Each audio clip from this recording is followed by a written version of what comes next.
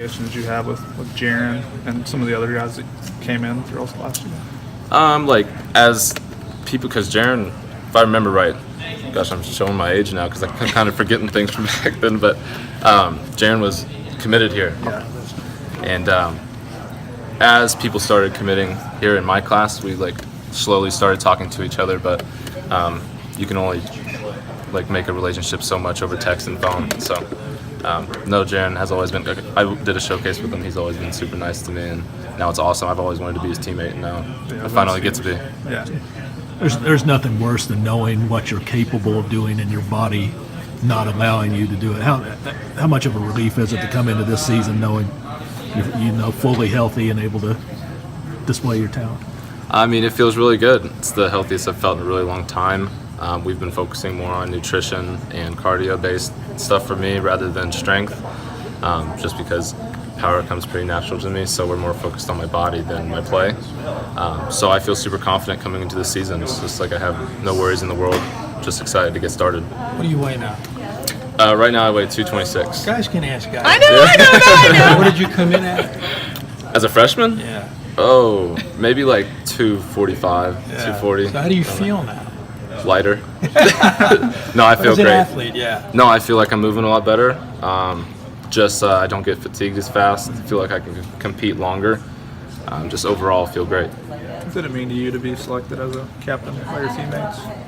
I'll tell you what, as soon as I got selected, it was the last thing we did at practice. I called my parents and told them it was the most proud I've ever been of myself. Being selected by a group where we're all working towards a common goal, and then having them trust you and like look to you as one of the guys to lead them is just really, really special. And I think it's probably number one in all the list of accomplishments I've ever had.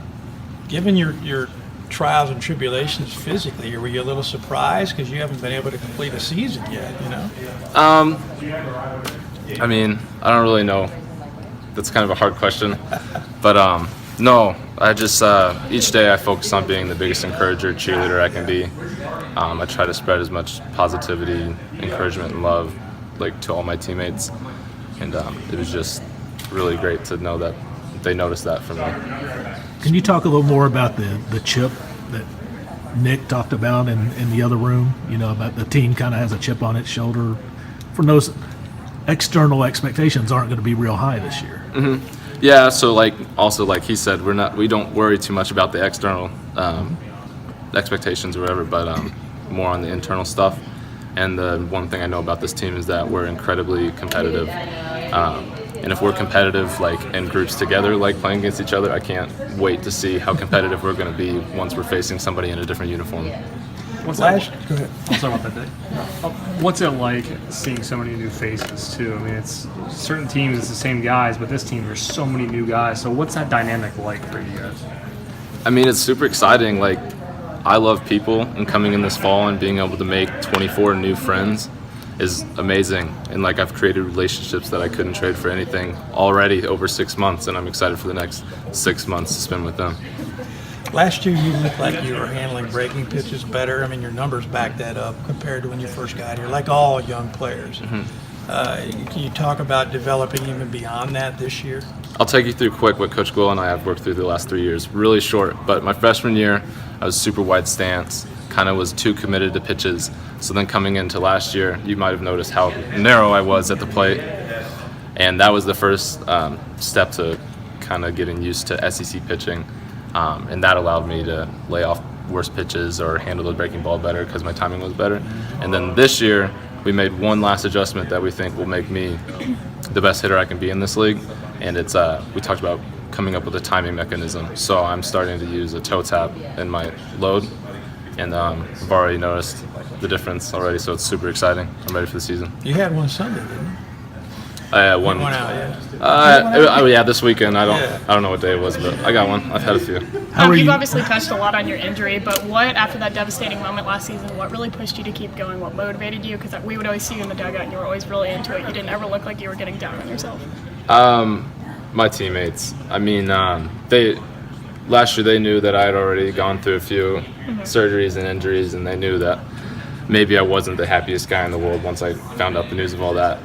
But when you're surrounded with a great group of guys that genuinely care about you being happy and your success, it makes it easier to like push through difficulties and just figure out a way to get back to the thing that you love. Kind of a general feeling out there that this park is going to favor pitchers a little bit more. Mm-hmm. But have you found anything about it, having been able to get out there a little bit more, that you like from an offensive standpoint? Honestly, we have a lot of thump in the lineup, and I'm not worried about it being too big. I think that we're going to still be up there with as much power as we've had in the past. But like we said, we're a faster group this year, so triples, doubles are going to go up. Maybe even raise some doubles for me if I get one in the gap, but hopefully I'm walking into second base, not sliding. But no, honestly, nothing too bad.